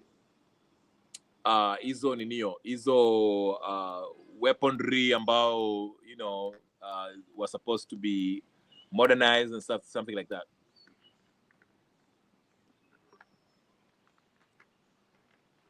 Yeah. So that's what I'm saying. Amenya, thank you, Amenya. Amenya, yes, Amenya. Amenya wrote a piece about how there's an Italian, Kenyan Italian who was responsible for, you know, the revolutionizing the weaponry that's being used, or the tender, or whatever the case is, of the military equipment in Kenya. But hata huyo ametolewa, so that is kind of that might create a rift between you know, the military and Ruto. So, and again, like I said, the fact that the junior military folks are going to be cut off from this, not cut off, but they're going to be denied this subsidized lunch meals, or whatever the case is. I mean, you might look at it as an innocuous act, but this can blow up and become a really major issue, especially later on if there's a major mandamano, maybe in Sabasaba, if there's a major mandamano and the police was, I mean, we saw the last mandamano, the police force seemed to be overwhelmed by the people. So if the police are overwhelmed by the people, I mean, who is he going to turn to? The military. And if it's the military, the same people who you've denied this subsidized lunch, who are probably not happy with you, who are probably sharing the same sentiments as the majority of their brothers and sisters who are civilians, who are in the streets, you know, demanding change, which means you stepping down, they might just join them and say, hey, listen, it happened with Mugabe. You know, Mugabe, kulikuwa na maandamano Harare, he was in his office in their state house, watu wakajitokeza, then the military came with their tanks. At first people were like, what's going on here? But people were like, you know, kama tunakufa tukufe hapa Harare Square, whatever the case is. And vile military kuja, they greeted each other and they say, we are standing with the people. And the military heads went to the state house and told Robert Mugabe, your time is up, you need to go. The same thing with Bangladesh. When the people walianza in fact, the Bangladesh case is more relatable to Kenya because there's so much similarities what has happened before. Because when people were going out to you know, like for example June 25th 2024, you know, watu walijitokeza, polisi walitumwa, and listen, Bangladesh was serious. The university students were the forefront in this, and the Bangladeshi prime minister at the time sent the military. First of all, he sent the police, and he ordered the police, just like Murkomen, told them shoot to kill, live bullets. Hakuna mambo ya raba manini, uwa, chapa kitu. And they dumped a bunch of bodies. And guess what happens? You know, this is the difference between Bangladesh and Kenya. Because the Bangladeshis, they stayed on the streets. They say, we are not leaving Bangladesh until the prime minister resigns or leave office. So when the Bangladeshi prime minister called his deadly police force and ordered them to shoot to kill, just like Murkomen, they started killing a bunch of university students, and they were dumping bodies. I mean, watu walikuwa nakufa. But guess what happened? The first day, the second day, risasi kaisha. So risasi kaisha, and guess what? This police force, they work in shifts. Kuna shift ya kwanza, shift ya asubuhi, shift ya saa 8. By the second day, shift ya kwanza, they haven't had a break. They're running out of bullets. They're hungry. They haven't ate. And guess who's serving them the meals? The people. So what happened? Okay, they came back and reported their superiors, and they're like, listen, Officer Afande, we are running out of bullets. We've been shooting these people who are mekufa, whatever the case is, but we are hungry. Hatujalala. These people are still on their toes, and they're actually chasing us in most cases, just like you saw in Kenya. So the superiors called back on the prime minister of Bangladesh at the time and told him, hey, listen, we've been out there. We are running out of bullets. We've been killing people. We've been doing all this stuff. These people are not going home. Can you call on the military? The military came to Bangladesh, the square, whatever the case is.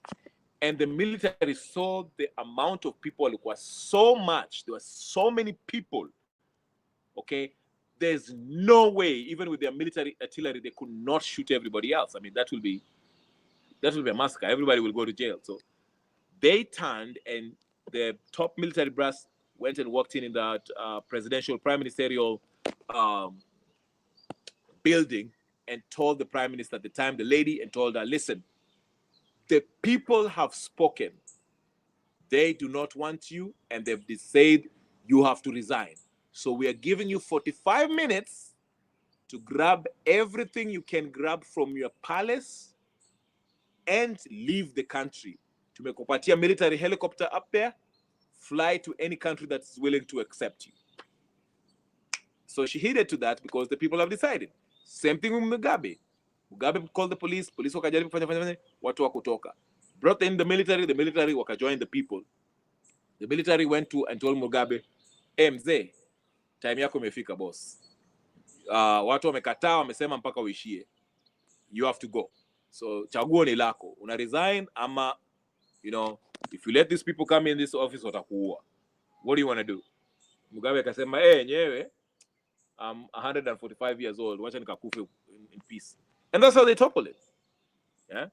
So, hey, Togo, yeah, I'm glad to hear that Togo is still in the process. Togo, they're demanding that the Togolese so-called president, walisema ati they're in the streets still. Wanasema Togo is not a monarch. You know, they can't have, because basically Togo, I think the Togolese president ruled for like, I don't know how many years, then gave it to the son, and the son now is ruling. And the son has been flying in California, and I don't know, Mademu, California. Yeah, he's going to Dubai. He's doing whatever. So they're like, okay, you gotta go. Togo, walisema Togo is not a personal business. Oh, by the way, it's like, Togo is not a family business. That's the phrase that the one we claim. Yeah. Ndio maana nasema Ruto hawezi resign hata kama anakata. Listen. Wacha nikwambie kitu Ani. Shimariam. Ruto is the biggest coward. Wacha nikwambie kwa nini Ruto is a coward. Let me tell you something why Ruto is a coward. Wacha nikwambie kwa nini Ruto is a coward. Ruto, if fucking Ojwang, ako huko sijui whatever the fuck he is, rest in peace. I'm not disrespecting him. I'm saying the point I'm making is this. Ojwang, some guy who is an obscure person somewhere in Siaya district, whatever the case is, says something about your police unit. Unamkujia unamuua. Wakina Rex, unamkujia unamuua. Gaito, whatever the Francis Gaito, who's been... Listen, if you're confident about yourself, you will let democracy and freedom of speech iendelee. Wacha watu wakutukane. At the end of the day, you still have power, sindio? Wewe uko so insecure. Who is this Kikuyu guy who has been detained? What is his name? I see his hashtag on... Can somebody please tell me on the chat? Uchali ambaye ameshikwa. I don't mean to like make it tribal, but his name is a Kikuyu name, so I have to say it. Uchali alikuwa abducted. The Kikuyu guy, he's been abducted right now to this day. Hashtag zake zinaendelea. Saizi on X. What's his name? Okay. In fact, the DCI guy just made a press conference before I started this live. He was saying something about him. That he's made some incendiary comments about the administration. Wakam abduct. Listen to me. If the administration are being bothered by what you're saying, Ndaigwa, thank you so much, Annie. If the administration, listen to me. This is why I'm saying these people are so insecure and that these are cowards. You want to know, hata wa hackers, hawa kina sijui kipo ambao wana hacking my shit, hawa kina sijui Njiru. These are fucking cowards, naambia. These are fucking cowards. I feel sorry for them. But anyway, listen to me. If an administration, you're supposed to run a country, okay? If you're bothered by somebody who is saying something about your administration, and you're bothered to a point where you are going to freaking arrest them, abduct them at the middle of the night, and off them, okay? You're freaking insecure. You're a coward, umeogopa. If I'm the president, the last thing I'm worried about is some kid somewhere in Siaya or Juang or whatever his name, or Ndaigwa, who is talking smack about me on X. That's the least of my worry. Unaelewa? Because I'm busy, I should be figuring out how I can improve the lives of millions of Kenyans. Not worrying about some kid talking about how corrupt I am. If I'm corrupt, then duh, I shouldn't be doing what I'm doing. Unaelewa? But that's what I'm saying. Ruto is so fucking insecure. Nyamuelewi. Uchali ni mwoga. He's so fucking scared. Mimi niliwaambia Ruto, Gachagua, Raila, Martha Karua, Kalonzo, these are fucking cowards. If I'm going to... Listen to me. This is what I'm going to do.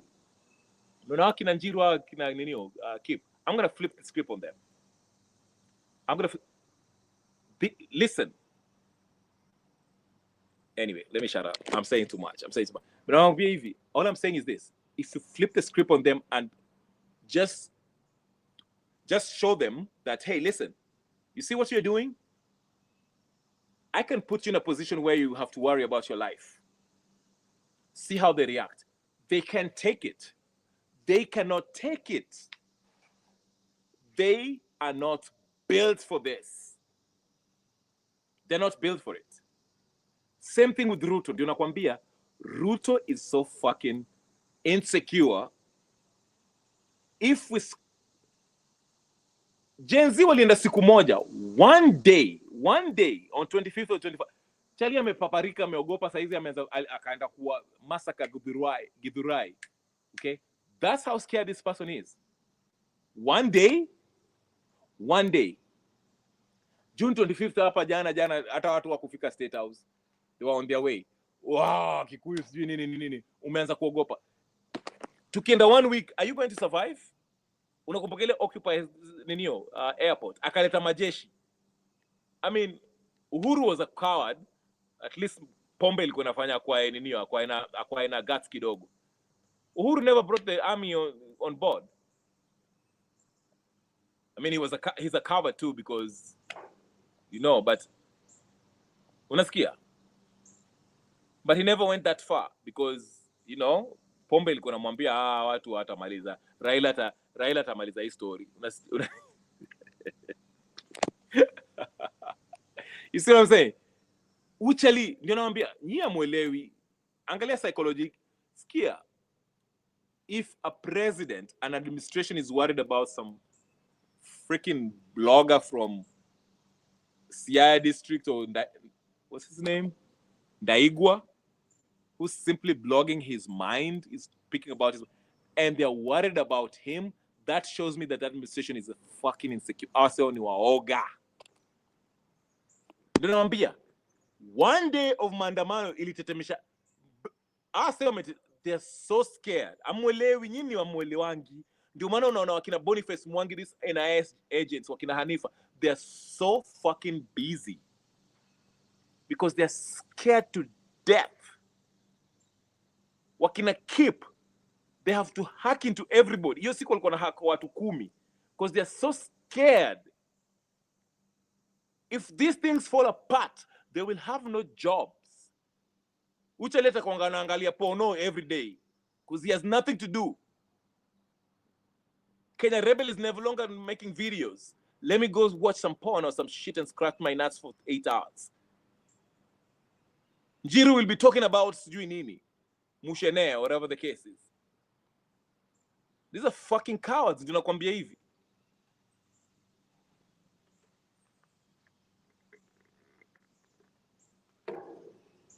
That's why it gives me confidence. Me, I let them be. Build their confidence. Ndio maana naambia, hey, right. Ndio maana I'm talking, I'm like, yeah, shit. You want to find out about my emails? What I text my baby mama, whatever the case is, do it. Because I'm confident. Kuna mtu alipost kwa my last video akasema, oh, utakujua kao juang. I wish they would come for me. Oh, please come for me. Come for me, please. Please. I'm begging. Niko na bunduki sijatumia. I want to use it on someone so I can see actually how somebody feels when they're dying. That's how fucked up I am. But anyway, that's not about me. Me nasema tu in a bigger picture. Yeah? Because we're talking about the bigger picture. It's not about... Let's get. Huh? Oh, by the way, nimekosa. Where's Goodyear? Goodyear, is this the real Goodyear? Goodyear kuna reggae nimekosa hapo whatever Kins. Wakina Movado walikuwa nakuja hapo. I really wanted to come to New York. But I'm shooting for September. I will be coming to pay a visit to our friend. Say hi to my little friend in New York. We got him figured out. So, but anyway, ati nini? Goodyear, usikizi kia. Uni Goodyear yule wa kweli. Yeah. I don't know how I'll reach out to. Oh, actually, I know how I'll reach out to you. But nimeweka connection na my little cell group hapo ninio hapo England. Wakapiga pexen. Wakaniambia ni hivi. So tukifika huko tutaenda reggae. Because England is known for, like, outside of Jamaica, England reggae nashika. So don't be surprised. Anyway, let me not say much. I say too much. That's my problem. But anyway, that's what I'm saying. Tunataka kuja kutubumburishe. Kuna watu wengine nataka, unajua kuna watu wengine, there's one thing kwa live hapa kuongea tukiongea kwa nini mtandao. But there's one thing nikiongea na wewe one on one, it's different. The vibe is different. Ule PMC alikuwa anasema, you can smell my cologne. I'm not talking about you, Nani, Goody, anasema, yeah, the target person. When I found his information, I was like, I can't believe this. This guy will melt. Especially watu ambao wana tap in now. Oh my God. Charlie. Hey. Dunia ni ndogo bwana. My friend. Hey, dunia ni ndogo bwana. England sio mbali. Sisi tutaingia hapo tuambie Prince Charles usilete mchezo. But anyway, back to what I was saying. The point I was making is this. This administration knows that they're on the wrong and they're deeply insecure. Ndio nasema hivi. administration ambao are worried about some blogger somewhere on YouTube or any social media. That's an administration that haita survive. Ka blogger ndio na Gen Z. Naelewa? Ufai kuteteshwa na Gen Z. They are fighting for their rights. Na check. So that's what I say. Watu wanafikiri ati Ruto sijui ni mnyama. Ruto is the biggest coward. Ndio nawaambia, Ruto is more coward than Uhuru. Uhuru was a coward. Uhuru unajua ni chaleko anavuta bangi, anakunywa, anavuta ndom na anakunywa. So half of the time he didn't know he was there. So but Ruto is a fucking coward. Uchali ni mwoga. Naambia 1 week of maandamano consistent from Monday. Check him. Mkienda maandamano tuseme mwanze Monday mpaka Sunday. This guy will be gone. He will be gone by Wednesday. Utasikia ndege. Do you remember 1992? Was it? Utasikia kwa habari.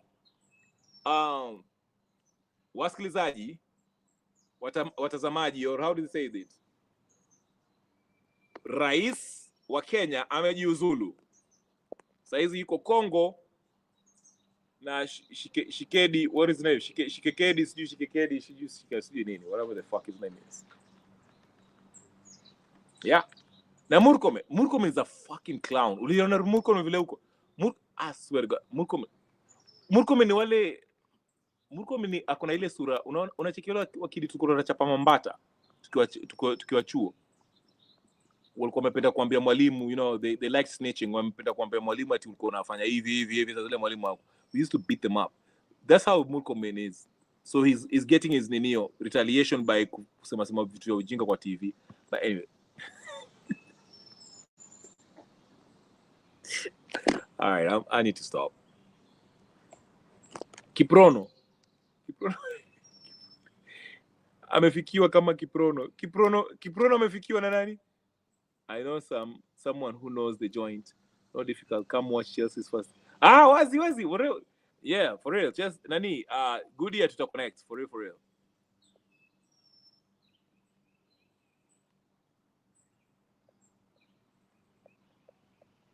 What forces?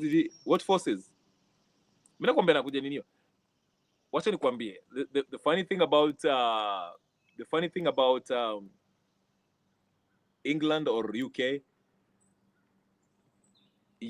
let me tell you something. UK political chapter in UK ni radical. I say they're more radical than whatever else. Nikiongea now. I say ni kama ukisema hata ukisema jina ya Ruto mpaka apologize in ninio. They are so radical, you know. I say, but I know somebody who knows somebody, you know. Yeah. Oh yeah. Yes. Of course, anajaribu kunini. Yeah, good year. It's because unajua most of the ninio kudeta ambazo zimefanyika Africa, they always happen when the president leaves the country. Kama Jonas Savimbi, who else?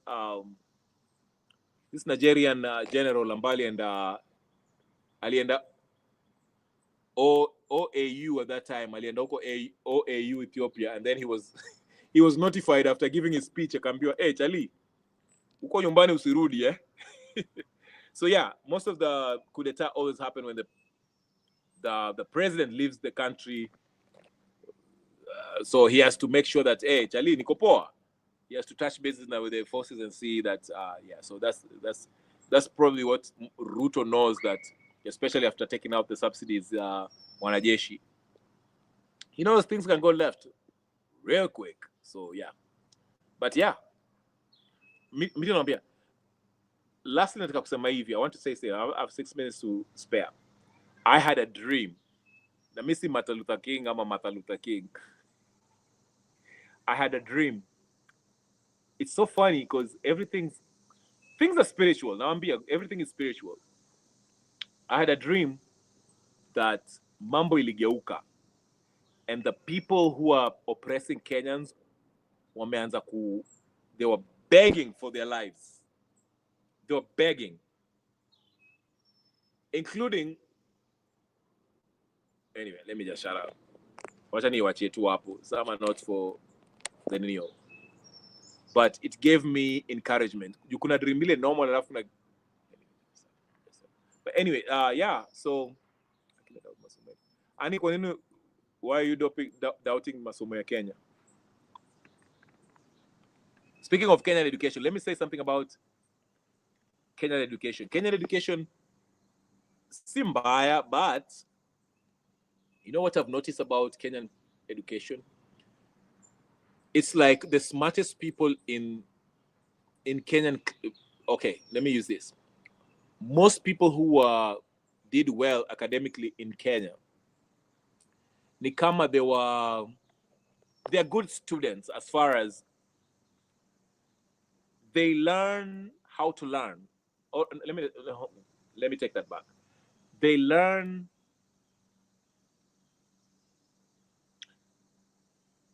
how to get information. Ni kama ni cramming, it's reading and memorizing. Rote, R-O-T-E, repetition and whatever. I did Psych 101 years ago. I'm old now. I can't remember what it fully stands for, but rote knowledge. Yani, Marco is a lawyer. The lawyer. Marco is a lawyer. Then I am an astronaut if Marco is a lawyer. But what I'm saying is this: wale watu walikuwa napata A's in Kenyan education, they were programmed. They never learned. They never. Okay, for example, in the US, if you go to the US, kuna classes inaitwa critical thinking. They teach you how to think. Okay, how to analyze data.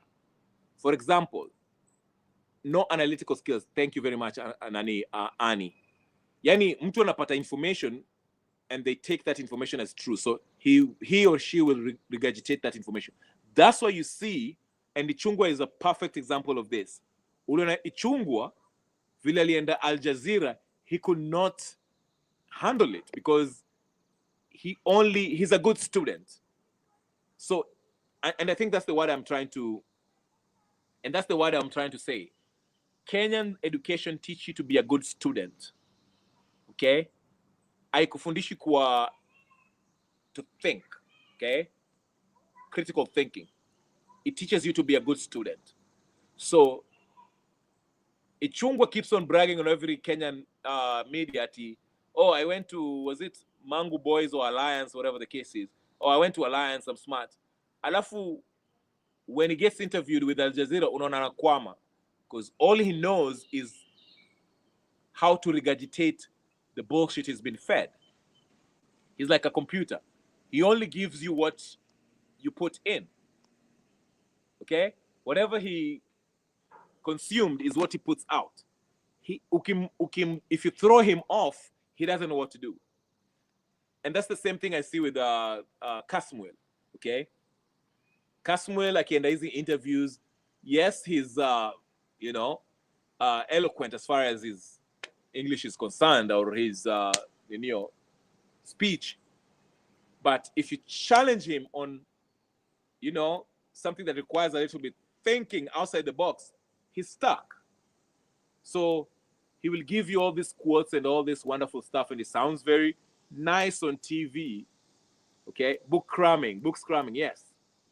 So I might come here and tell you, oh yeah, in 1955, Lyndon Johnson, whatever, blah blah blah blah blah, and I sound so smart because I'm speaking, I'm eloquent. It sounds nice, and you can be like on TV for the average Joe, you'll be like, oh shit, he's so smart. Kizungu mingi, whatever, he's smart.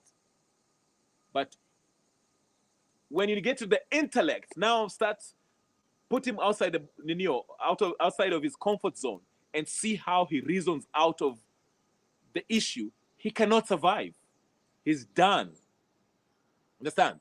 that's why you see, you know, I was so surprised, especially Chungwa alifungwa macho in his vile Al Jazeera was like really breaking that down. Ndio maana nasema, you know, I like, ndio mimi nisema, understand the Socratic learning. Ask the why, when, why, who, wow. Ukifanya nini hiyo? Ukifanya research zako. Reason out, connect the dots. Ndio maana mimi hutumia connect the dots. Okay? Doesn't mean that I'm right or smart or whatever the case is. Not. No, we are all smart human beings. Just fungua hiyo box yako inaitwa critical thinking. Think about what if. Why is this happening? Is this something that I can relate it with another situation similar to this?